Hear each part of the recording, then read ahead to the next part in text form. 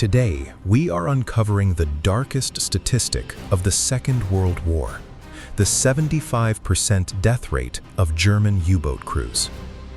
We know the ocean is dangerous, but how does a military branch lose 3 out of every 4 men, totaling nearly 30,000 lives lost in iron coffins?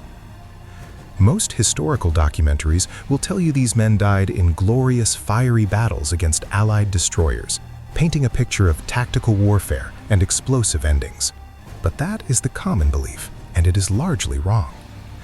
The harrowing reality is that the vast majority didn't die fighting. They died waiting, suffocating, and vanishing in total silence, often killed by their own failing technology rather than enemy fire. I have analyzed crew diaries and tactical logs to break down exactly how this happened. In this video, I'm going to walk you through the 3 specific phases of a U-boat's demise that turned the Atlantic into a graveyard. This is the true story of the Grey Wolves.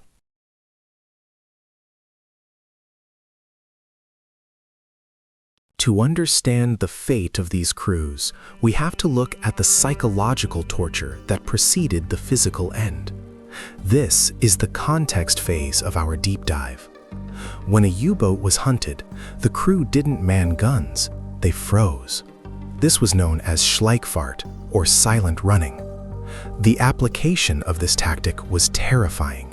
For up to 20 hours, 50 men had to sit in absolute darkness and silence while depth charges exploded around them, the shockwaves popping rivets and shattering light bulbs. The framing here is critical because it explains why the survival rate was so low.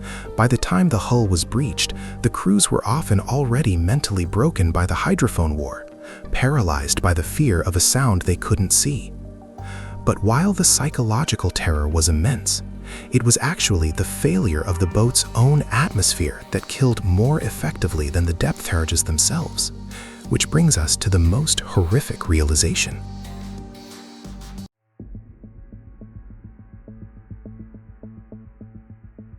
This point is the most gruesome, but it is necessary to understand the reality of that 75% statistic. If the depth charges didn't crush the hull immediately, the U-boat became a sealed tomb. This is where the mechanics of the iron coffin turned against the crew.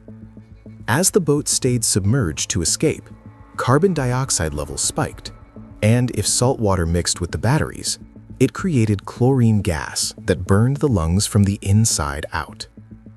The application of this reality meant that thousands of sailors didn't drown.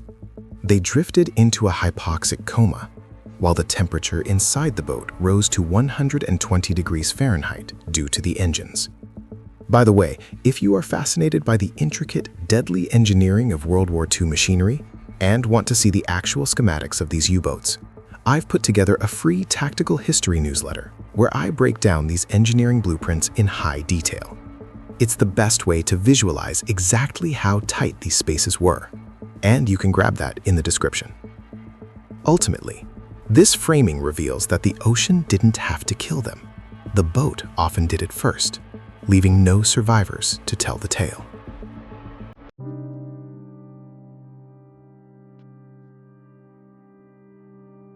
Finally, we have to look at the sheer scale of this loss to frame the big picture.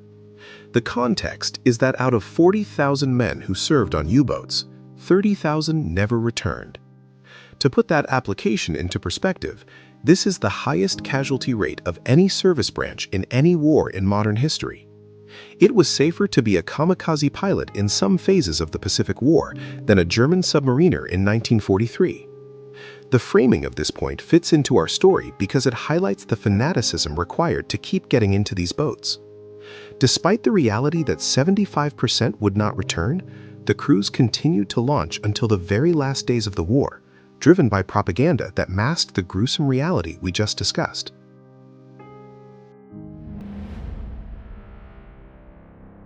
So, the fate of the U-boat crews wasn't just about losing a war, it was about the horrific transition from hunter to prey in a tube of steel. we've looked at the psychological torture of silent running, the mechanical horror of the chlorine gas tombs, and the staggering statistics that proved this was a suicide mission from the start. The reality of their fate was far more harrowing than the expectation of a simple naval battle. If you found this deep dive into history valuable, please like and subscribe so we can uncover more forgotten stories together. See you in the next one.